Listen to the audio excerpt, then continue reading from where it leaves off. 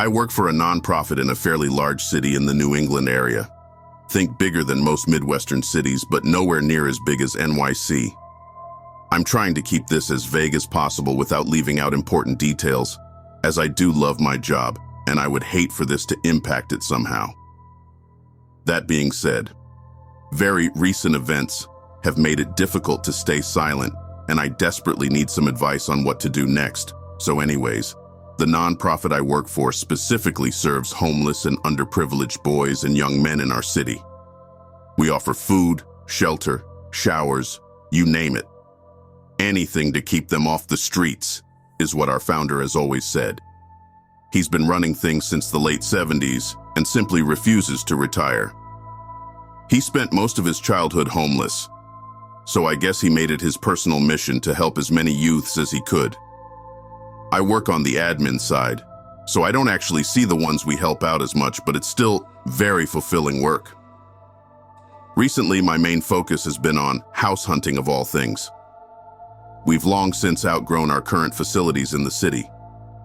With some creative thinking, we've been able to make it work longer than it probably should have. But now, we're at the point where we've been forced to turn some kids away. We all hate it, most of all the owner. So we decided to find some room in the budget and put it towards finding a second location. My budget was pretty restrictive, especially considering how much space we needed. For this and a few other reasons, we decided to look in more of the rural areas outside of town. It takes a couple hours to get out of the urban sprawl, but after that, it pretty abruptly falls off into forests and farmland. Growing up in the city myself, it honestly feels like driving on an alien planet. But I can't deny how peaceful it is. After a few months with absolutely zero listings in our price range, I finally found one that we could afford, and that wasn't too far away. It was a big ranch-style home on a few acres all to itself. It even had a barn that we could probably repurpose into additional lodging at some point. The price seemed almost too good to be true, but the house did need some serious work just looking at the pictures, and I was sure even more would be found during an inspection. Me and a few other members of the admin team drove out that same day to take a look. The realtor selling the place was your textbook small-town celebrity. As we met with him, he greeted every other person by name as they passed by on the street, and when we asked about the work needing to be done on the house, he rattled off a list of a dozen contractors in the area that he knew personally. He had a big smile and a way of talking that made me feel like we had already bought the place. The realtor told us the history of the lot, how it had been owned by a prominent local family for generations. Multiple members of the family had served as mayors or judges in town, going back over 200 years. The family even had a small church built on the property back in the early 1800s, the only church in town for quite a while. Unfortunately, it had been demolished back in the 1930s. He said the foundation is still out in the wooded area of the lot somewhere, though it's pretty much entirely grown over with grass and other foliage now. I asked why the family had decided to sell the place after so long, and he told us how the only remaining descendants had passed away recently with no apparent heirs, and they willed it and everything else they had to the town. There was some push from the locals to turn it into a museum, but the city council didn't figure they really had the tourism draw to keep such a thing going. The realtor said he was surprised to hear back on the listing so quickly since everyone seems to be moving to the city, not so much the other way round. We asked a few more questions and pretended to take the night to mull it over, but we were already sold. Even after the inspections and all the estimates, it still came in just under budget. It needed a lot of work for sure, but it had that rustic charm. Or maybe the realtor was just really good at selling things. The other admins were already drawing up plans of how everything would be situated and the best ways to utilize the space. We called him back first thing in the morning. We closed on it just over a month ago. Since then, I've mainly been in charge of going out there and meeting with and checking on contractors as we get the place fixed up. The goal is to have it ready before the holiday season, as that always tends to be a busy time of year for us. Things have been progressing smoothly aside from a few hiccups here or there. I normally go up every few days for an hour or two. Last weekend, I drove up as usual on Friday to take a look. We have electrical and plumbing fully finished now, and after some work on the north-facing wall that was just completed, it was mostly rotted out, the home is now officially inhabitable. It still needs new flooring in most of the house, a new AC and furnace, new hot water heater, new light fixtures, etc. But just being able to live in it felt like a pretty significant milestone. I had a busy morning, so I got there a little later than usual this time, and within the hour the workers had packed up and left for the day. I knew if I left, then I would just be sitting in rush hour traffic for hours, so I figured this would be the perfect time to get some updated pictures to send the rest of the team. So I spent the next hour or so walking around and snapping pics of the progress. After I finished up, the sun had started to set, so I decided to head out. That is until I realized that I must have driven over a rogue nail on my way into the driveway.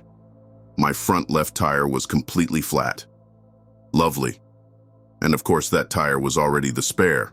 That's on me, I guess, but I will say that the work I do doesn't exactly afford me a ton of extra cash each month. For this same reason, I was also hesitant to call somebody out to tow me who knows how far to the nearest tire shop that was still open. And so I made the decision to test out just how inhabitable the place really was.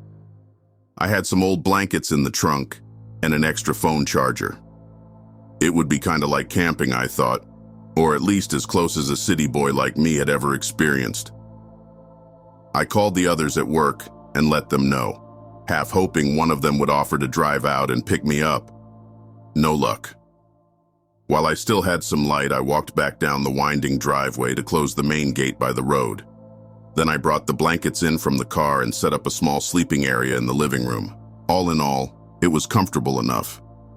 It was a bit drafty, and the place creaked and moaned like any old house.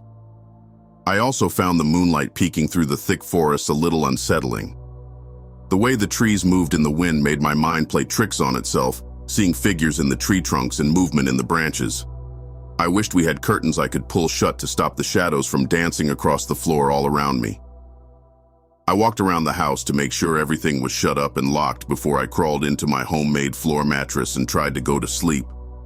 A few hours later, I woke up abruptly. It felt like that telltale sensation of falling that jolts you from a dream, though I didn't remember dreaming anything just prior. It took a minute for me to calm myself back down, and I decided I might as well get some water before I went back to sleep. As I stood up, I glanced out the window and went still. There was light coming out from the woods, not moonlight, warm yellow light flickering through the thick bramble of trees. My first thought was some sort of forest fire. My heart dropped as my mind went to the worst-case scenario.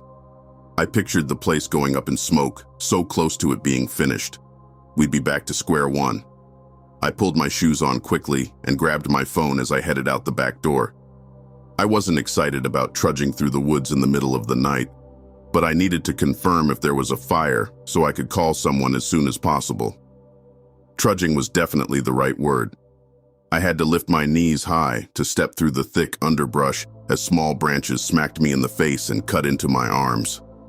I had my phone flashlight on, but it didn't help much with the leaves being as thick as they were. After a few minutes, I had almost decided to head back and just call the fire department to be safe. But just then, I saw what looked like the edge of a clearing, where the yellow flickering light was much brighter. I pushed forward a little more and broke through the tree line. What I saw confused me more than anything. No forest fire. Lanterns. Small, handheld oil lanterns. And they were being carried by a line of people walking calmly down a worn dirt path through the woods. They were only maybe 20 feet away, at least 50 of them.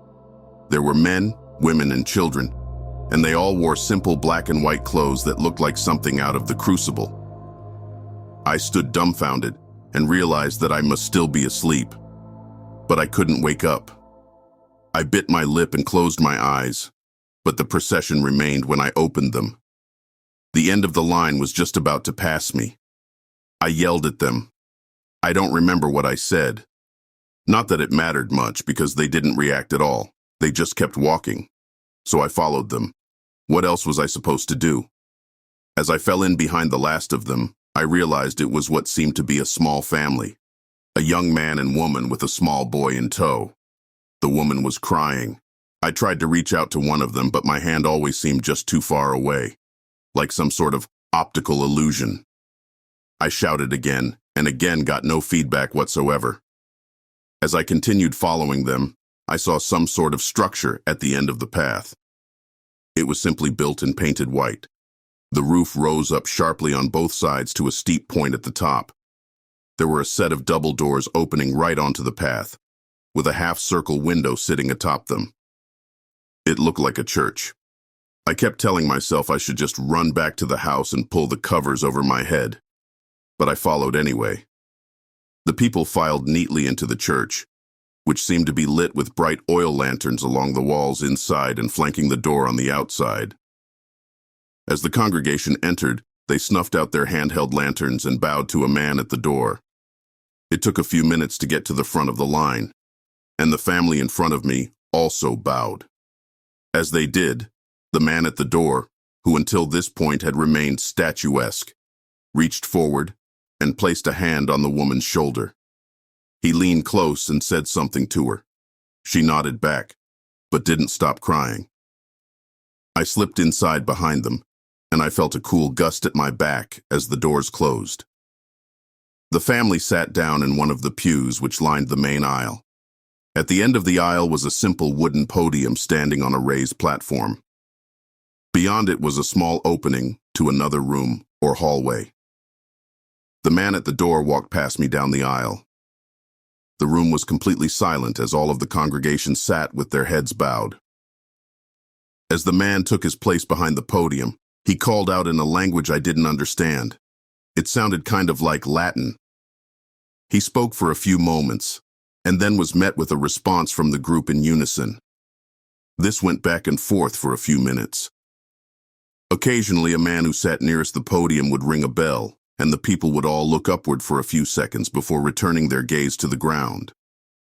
The man stepped out from behind the podium and held out his hands as he spoke once more. This time, it sounded like a question.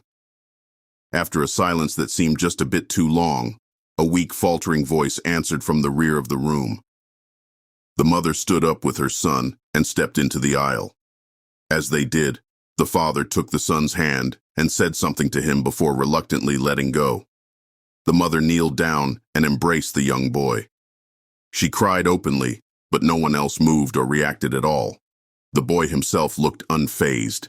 He wrenched himself from her grasp and started walking down the aisle. The woman collapsed on the floor, and only then did her husband move to help her back into the pew. The man at the podium smiled as the boy approached him, and all of the people in the church bowed and repeated something under their breath as he walked past their row. The man at the podium took the boy's hand and led him through the opening at the back. For a few minutes, no one moved or spoke. It felt like an eternity, finally broken only by the ringing of the bell once more, though this time it echoed from far away. In unison, everyone in the church stood again and began filing into the same opening. The tension wrapped tightly around my chest. I began running through the crowd towards the back of the church. As I passed by people, it seemed as though I partially moved through them somehow, and my whole body shivered. I reached the open doorway and found only a small room, not much bigger than a closet. But set into the ground was a large wooden hatch held open with a metal hook on the wall. Carved stone steps led down into an inky abyss. I remember thinking in that moment, if I go down there, I may never be the same. But I went down anyway, like a moth to a campfire. The steps led down deeper than I thought, and they ended in a large stone room. Some of the congregation was already here. They knelt on the cold, hard floor, with their hands flat on the ground in front of them. As more entered, they assumed the same position. Beyond them, the only light in the room came from a small candelabra. It sat on a wide stone altar. The boy lay on the altar with his eyes closed and his arms crossed over his chest. The man from the podium stood behind him and chanted something as he held a small metal pitcher above his head. On the wall behind them was a taxidermied bull head with great big horns. Only the bottom of it was lit by the candles, and even glancing at it made me feel an overwhelming sense of dread. I looked away just in time to see the last of the group entering and kneeling down. It was the mother and father. They both moved as if partially comatose, almost trance-like. The man at the altar spoke once more. This time there were no responses from the group. Every few sentences he would stop and pour something from the pitcher onto the child in front of him. It looked clear, but it was thicker than water. The boy didn't react, even as the man poured the liquid over his face. After this repeated a handful of times, he upended the pitcher entirely and emptied it. He then turned from the boy and faced the bull head mounted on the wall. He spoke once more, again sounding like a question, before he joined everyone else in kneeling on the ground with his hands forward. In a moment, all the air in the room seemed to evaporate. I couldn't breathe, and it sounded as if I was in a vacuum. My heart seemed to beat irregularly, and I nearly fell to the ground. And then I heard it. Or I felt it. Or I sensed it. I don't know. Something in the silence. A more intense pressure. Like something pushing on my eardrums and my eyes at the same time. I tried to gasp as I felt my lungs flatten in my chest. I saw some of the people on the floor start to react similarly. And at the height of everything, I saw the candelabra tip over on its own and fall onto the altar. All at once, a cacophony of sight and sound erupted in the small room. The boy's body erupted in flames. People screamed, some in terror, though most in some sick sense of euphoria. The flames licked up onto the ceiling and spread along it, bathing the whole room in radiant heat. The boy's body convulsed and flailed. The man at the altar laughed as he danced around with glee, and the flames parted just enough to see the bull's head on the wall, fully illuminated in a dark red hue. For a split second, I swear I saw it move. My senses caught up to me, and I ran from the room faster than I've ever moved before. I flew up the stairs, taking 2 or 3 with each stride. The screaming and laughing did not die down behind me. As I reached the top of the steps, I was relieved to find the hatch still open, and even more relieved to see the front door to the church once again open at the far end of the aisle. I continued running, nearly tripping and falling around the podium in my mad scramble. I never looked back, even as I found myself once again on the dirt pathway. I just kept running, even when I no longer knew where I was or where I was going. The path eventually ended, and I found myself back in the thick mess of trees. They cut into me even sharper than before as I pushed through frantically. By some miracle, I happened to spy the house again through the leaves. I ran inside and locked the door. I crawled into my blankets and stayed there unmoving for some length of time. After a while, I worked up the courage to glance out the window again for just a second. No light in the woods. Nothing to see. I retreated to my safe space again. I didn't move until I saw sunlight through the threads of the sheets. That's where I am now, sitting on the floor in this empty house, wrapped in tattered old blankets. If I had fallen back asleep afterwards, I would have written it off as a nightmare. But I have the fresh cuts on my arms and legs and still wet mud on my shoes to prove otherwise. I don't know how, but it was all real. More real than anything I've ever experienced. I don't know what to do. Should I call the police? I want to tell the others at work, but I know they'll just think I've lost it. Part of me thinks I should go back out and see if anything is still there. Get some pictures or something. But the thought of going back there makes me sick. There's something in the woods, and I think it's been there a long time.